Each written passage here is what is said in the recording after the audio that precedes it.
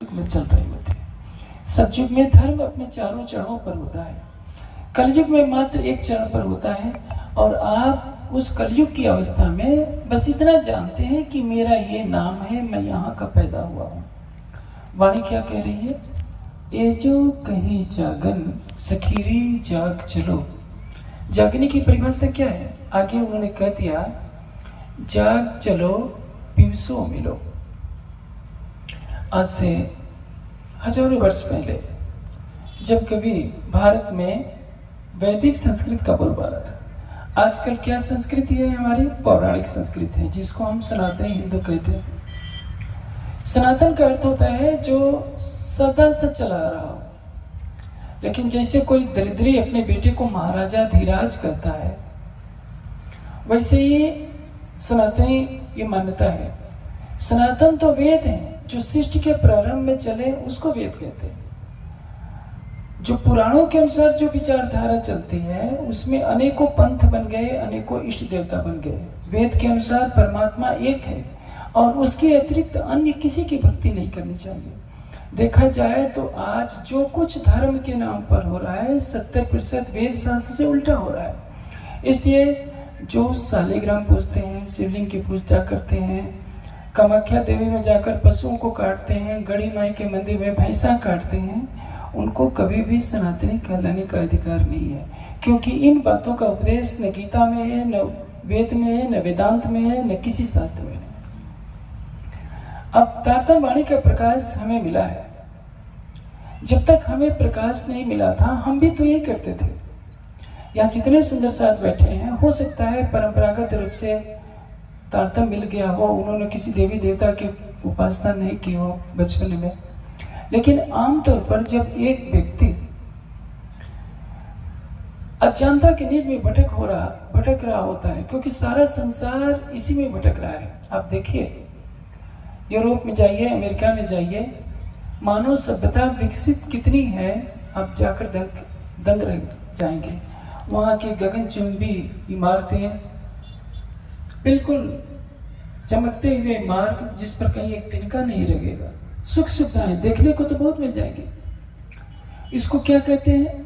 आधुनिक सभ्यता। लेकिन वहां के लोग क्या जानते हैं कि हम कौन हैं, आए कहां से हैं? शरीर और संसार को छोड़ने के पश्चात मुझे जाना कहां है। आज इस काम के अनुयायी होकर वो बेचारे अपने करोड़ों की दौलत को ठोकर मारकर भारत में भ्रमण करते हैं, अपने ग्रंथों को बेचते हैं। किस लिए? उनको आभास होता है कि हम अतीत में जिन भौतिक सुखों में लिप्त थे, वो हमारी अज्ञान के निद्रा थे। इसलिए योगेश्वर श्री कृष्ण ने एक बहुत ऊंची बात कही है, या निशा सर्वभूतानां तस्याम जागृति संगमे। सारा संसार अज्ञानता की निद्रा में सो रहा होता है।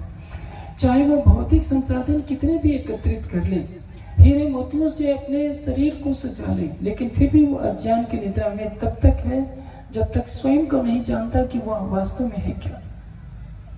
हम आंखों से किसको देखते हैं? अपने शरीर को देखते हैं, संसार को देखते हैं। आंखों का राजा कौन है? मन। जीवा से बोलते हैं, कान से सुनते हैं, अन्य इंद्रियों से कार्य करते हैं। लेकिन मन से जो कुछ किया जाता है वो ब्रह्म नहीं होता। जिस मन किसकी शक्ति से कार्य कर रहा है? जीव की शक्ति से। और जीव किससे प्रेरित है? परमात्मा से। इसलिए जब तक अपने स्वरूप को नहीं जाना जाता, मनुष्य कितने भवन बना ले, 100 मंजिल क्या, 500 मंजिल क्या, 1000 मंजिल भवन भी बना ले, सारी धरती को सोने की ईंटों से पाट दे, 56 प्रकार के व्यंजनों का प्रतिदिन सेवन करे, फूलों की सैया पर सोया करे, फिर भी जब तक स्वयं को नहीं जानता, तब तक वो अज्ञानता की निद्रा में सो रहा है। इसलिए बृहदारण्यक उपनिषद में याज्ञवल्क्य ने कहा, आत्मज्ञ एव सर्वज्ञ। जो अपने को जानता है, मैं कौन हूँ, को हम कुतो आगतो अस्मि, मैं कहाँ से आया हूँ, मेरा निज स्वरूप क्या है, मेरी आत्मा का अनादि प्रीतम कौन है, कहाँ है, कैसा है। जब तक इसका समाधान नहीं मिलता, अज्ञानता की निद्रा में सारा संसार सो रहा होता है। हमारा ये सौभाग्य है कि हमें परम धाम की वाणी मिली है। और वाणी क्या कहती है? जाग चलो पिवसो मिलो अखंड आनंद अति घन। जागृत होने का परिणाम क्या मिलेगा? प्रीतम से मिलन होगा। प्रीतम से मिलन का तात्पर्य क्या? वह अक्षरातीत जिसको आज तक कोई नहीं जानता था। कई देव दानव हो गए, कई तीर्थंकर भयंकर अवतार, किन सुपने ना श्रवणों सुपित मिलाना। पौराणिक मान्यता के अनुसार विष्णु के 24 अवतार होते हैं। हम सुंदर साध्वी जब तारतम्य ज्ञान का प्रकाश नहीं पाए थे, हम भी क्या समझते थे? गीता प्रेस का साहित्य पढ़ा तो हम यही जानते थे कि विष्णु भगवान से ऊपर कोई नहीं है, आदि नारायण से परे कोई नहीं है, या भिन्न भिन्न अवतारों में हम भी भटके थे।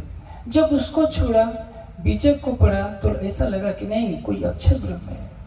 वेद वेदांत को पढ़ा तो उसी अक्षर की तरफ पढ़े, लेकिन इस संसार में तो कोई बताने ही वाला नहीं। जिस आदि नारायण ने इस सृष्टि को बनाया है, उस आदि नारायण को भी स्वयं नहीं पता कि इस निराकार मंडल के परे क्या है।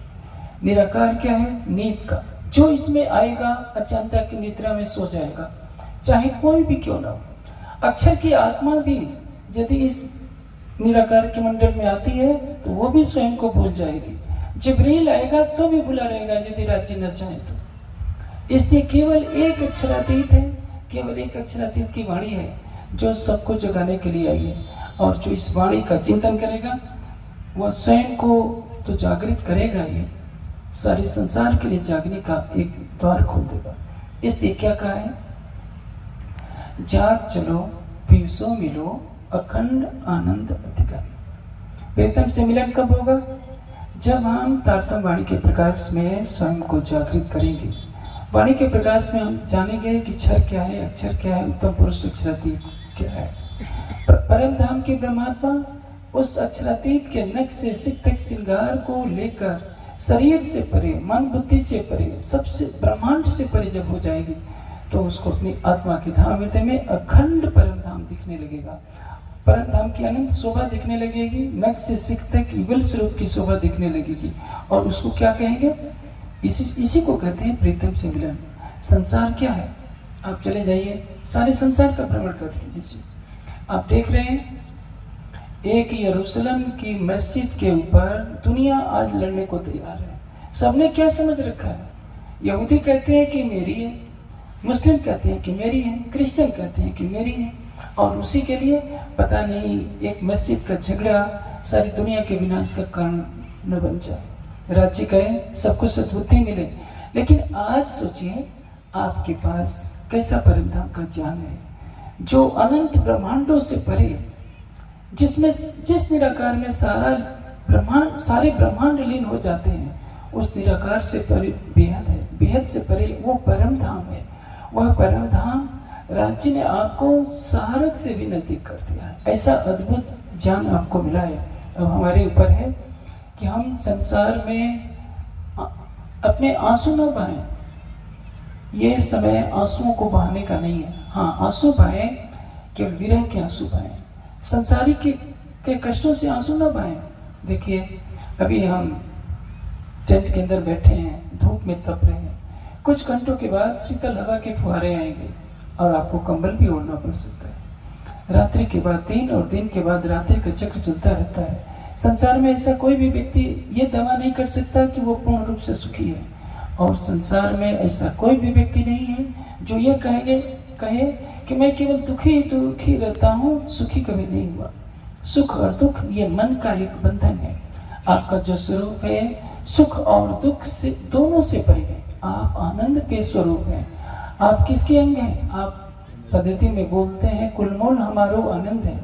आप परब्रह्म के हृदय में जो आनंद का सागर उमड़ा करता है, उस आनंद के सागर की आप लहरें हैं, और वो भी वहदत में। आप दावा कर सकते हैं कि अक्षरातीत के हृदय में जितना आनंद है वह आनंद तो परम धाम के वहदत में मेरी परात्म के तन में है। और आप यहाँ आकर यदि संसारिक प्राणियों की तरह रोएंगे कि हम तो बहुत दुखी हैं, बहुत दुखी हैं। आप सोचिए राजकुमार सिद्धार्थ पेड़ के नीचे है, कोई दुख नहीं, वो तो जानबूझकर माल छोड़ दिया। भगवान राम को कहा जाता है कि सवेरे सवेरे वन में जाना है, मुस्कुराते हुए चल देते हैं। आप परम धाम का ज्ञान लेकर बैठे हैं, फिर भी राजी से कहते हैं राजी ये दुख दूर कर दो, ये दुख दूर कर दो। आप मुस्कुराइए, क्योंकि आनंद का सागर कहाँ रहता है? हक नजीक से हरक से आड़ो पटना द्वार। खोली आंखें समझ के देखते न देखे भरता। जब आप जग जाएंगे तो ये कहेंगे आनंद का सागर मेरा प्रीतम है। इंद्रावती जी की आत्मा सटती में कहती है कि राजी अच्छी तरह से मुझे पहचान लो, मैं वही इंद्रावती हूँ जिसने ब्रज में आपको नाच नचाया था और रास में भी आपकी बेइज्जती से बचाने के लिए मैंने कृपा की थी, तो आपकी बेइज्जती बची थी। आप मारा बस की दल वारा रही मसुअल का किम करता सो। ये पुकार कहाँ से होगी? जब आपकी आत्मा जागृत होगी। तो जब तक आप जागृत नहीं होंगे तो आप क्या करेंगे?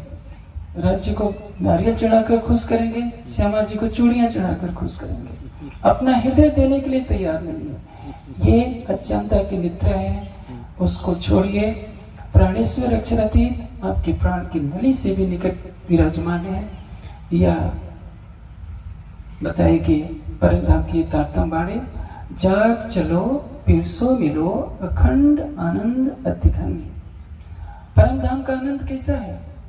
यदि सारे संसार के प्राणियों की बुद्धि लग जाए, सारे संसार के कागज एकत्रित कर लिया जाए, तो भी अक्षरातीत के सौंदर्य की, शोभा का, उनके आनंद का, उनके प्रेम का, उनकी कृपा का वर्णन नहीं हो सकता।